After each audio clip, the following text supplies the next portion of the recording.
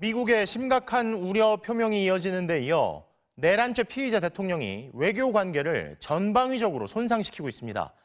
윤 대통령은 오늘 담화에서 야당이 간첩법 개정을 가로막고 있다며 중국인 사례를 언급했죠. 개헌 발령에 대해 변명하면서 난데없이 중국 문제를 연달아 언급한 건데 그동안 내란 사태에 대해 언급이 없던 중국 정부조차 발끈하며 강하게 반발했습니다. 베이징 이필희 특파원이 보도합니다. 한국 측의 언급에 깊은 놀라움과 불만을 느낀다. 윤석열 대통령의 오늘 담화에 중국 정부가 내놓은 반응입니다. 중국 정부는 그동안 윤석열 대통령의 계엄 선포 등에 한국의 내정에 대해선 논평하지 않겠다는 입장을 유지해왔습니다. 그랬던 중국 정부가 오늘은 불편한 감정을 그대로 드러낸 겁니다. 그러면서 한중 관계에 대한 깊은 우려도 나타냈습니다. 坚决反对炒作莫须有的所谓中国间谍，抹黑正常的经贸合作。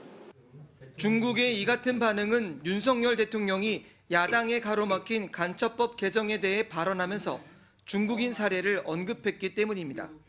지난 6월 중국인 3명이 드론을 띄워 부산에 정박 중이던 미국 항공모함을 촬영하다 적발된 사건이 있었습니다.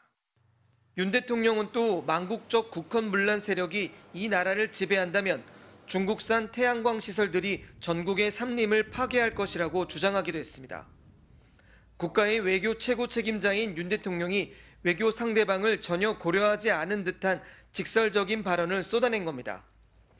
중국은 지난달부터 한국인에 대한 비자 면제를 전격적으로 시행했습니다. 경기 회복을 위해 중국이 먼저 한국에 손을 내미는 모양새였기 때문에 앞으로 한한령도 풀릴 수 있다는 기대가 나오는 상황이었습니다. 하지만 윤 대통령의 담화가 중국 정부를 자극하면서 한한령 해제 논의는 물론 당장 신임 주중대사 부임에도 부정적인 영향이 있을 것이란 전망이 나오고 있습니다. 신임 주중대사로 임명된 김대기 전 대통령실 비서실장을 중국 정부가 받아들이지 않을 수 있다는 우려마저 일면서 대중 외교의 공백이 길어질 거란 전망이 나오고 있습니다. 베이징에서 MBC 뉴스 이필희입니다.